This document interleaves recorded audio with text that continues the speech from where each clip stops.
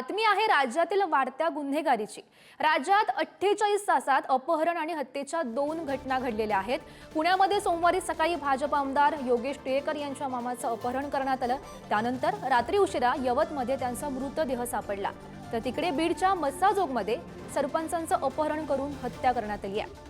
तर आज परळीमध्ये एका व्यापाऱ्याचं खंडणीसाठी अपहरण करण्यात आलं। अपहरणकर्त्यांनी बंदुकीचा धाक दाखवत 10 तोळ सोनं आणि 3 लाखांची रोकड घेऊन व्यापाऱ्याला दरीत सोडून दिल्याची घटना घडली आणि त्या संदर्भातली आपण ही दृश्य पाहतोय।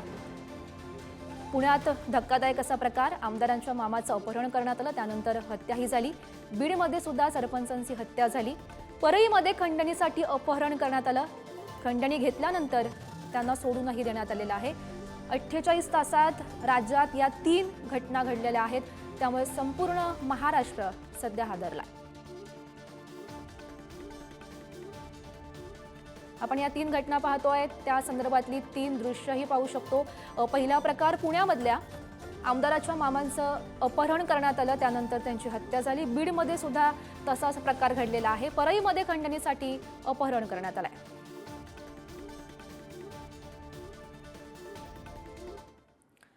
तर या संदर्भात अधिकची माहिती देत आहेत पुण्यातून आमचे प्रतिनिधी ज्ञानेश्वर चौतमल सध्या आपल्यासोबत आहेत। तर बीडमधून उदय नागरगोजे आपल्यासोबत आहेत। सर्वात आधी पुण्यामध्ये जाऊयात। ज्ञानेश्वर, पुण्यामधला हा धक्कादायक असा प्रकार, सरपंचांची हत्या करण्यात आली, त्यामुळे गुन्हेगारांना कायद्याचा आता धाकच उरला नाही का, असा प्रश्न या निमित्तानं उपस्थित केला जातोय। थोडी दुरुस्ती करतो। पुण्यात जी हत्या झाली ती सरपंचाची हत्या नाही, तर आमदार योगेश टिळेकर यांच्या मामाची हत्या झाली। सतीश वाघ असं त्यांचं नाव आहे। ते जेव्हा काल या सगळ्या मॉर्निंग वॉकच्या साठी म्हणून बाहेर पडले, तेव्हा त्यांचं अपहरण झालं आणि नंतर त्यांचा खून झाल्याची माहिती समोर आली। या प्रकरणातली जी आत्ताची अपडेट आहे ती अशी आहे की या सगळ्या प्रकरणात पुणे पोलिसांनी मोठी कारवाई केलेली आहे। 2 संशयित जे आरोपी आहेत त्यांना पोलिसांनी ताब्यात घेतलेलं आहे आणि त्यांच्याकडून सध्या चौकशी केली जाते आहे। या सगळ्या प्रकरणाच्या संदर्भाने 30 तास उलटले होते, मात्र आरोपी सापडत नव्हते। अपहरण कोणी केलं, खून कोणी केला याचा पोलिसांकडून शोध घेतला जात होता, मात्र आता पुणे पोलिसांना आरोपींना ताब्यात घेण्यात यश आलेलं आहे। अटकेची जी प्रक्रिया आहे ती प्रक्रिया सध्या सुरू आहे।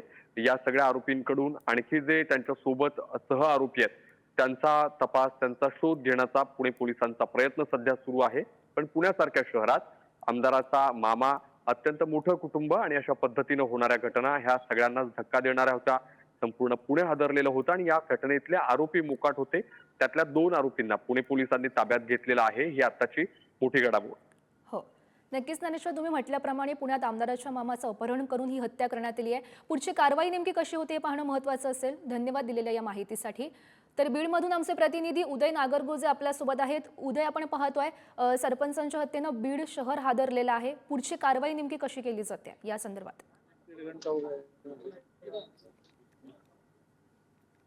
नक्कीच आपण जर बघितलं तर केज तालुक्यातील मस्साजोग येथील जे सरपंच आहेत संतोष देशमुख, त्यांचं अपहरण करून हत्या करण्यात आली आहे। या प्रकरणात आता येथील जे ग्रामस्थ आहेत ते आक्रमक झाले आहेत। रात्रीपासून ते केज मांजरसुंबा हा जो महामार्ग आहे त्या महामार्गावर बसले आहेत। या ठिकाणी रस्ता रोको सुरूच असून आता या ठिकाणी पोलीस अधीक्षक देखील पोहोचले असून अद्याप नातेवाईकांनी मृतदेह ताब्यात घेतलेला नाही। जोपर्यंत यातील प्रमुख आरोपी अटक होत नाहीत तोपर्यंत आम्ही मृतदेह ताब्यात घेणार नाहीत असा पवित्रा नातेवाईकांनी घेतलाय। एकंदरीतच आपण जर बघितलं तर बीड जिल्ह्यात कायदा व सुव्यवस्थेचा प्रश्न निर्माण व्हावा अशाच घटना घडत आहेत। परळीत देखील एका व्यापाऱ्याचं अपहरण करण्यात आलं होतं, त्याच्याकडून रोख रक्कम आणि दागिने घेतल्यानंतर त्याची सुटका केली आहे।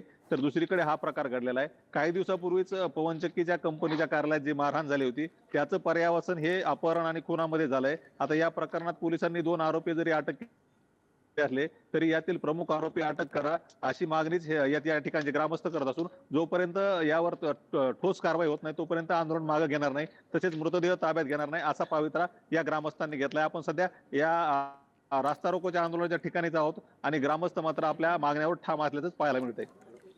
हो, नक्कीच उदय, पुढची कारवाई नेमकी कशा प्रकारे केली जाते हे पाहणं महत्त्वाचं असेल। धन्यवाद दिलेल्या सविस्तर माहितीसाठी। तर आपण पाहतोय या 3 घटना घडलेल्या आहेत। राज्यात 48 तासात अपहरण आणि हत्येच्या 2 घटना घडल्या। पुण्यामध्ये आणि बीडमध्ये हत्येच्या घटना घडलेल्या आहेत, तर परळीमध्ये खंडणीसाठी व्यापाऱ्याचं अपहरण करण्यात आलं।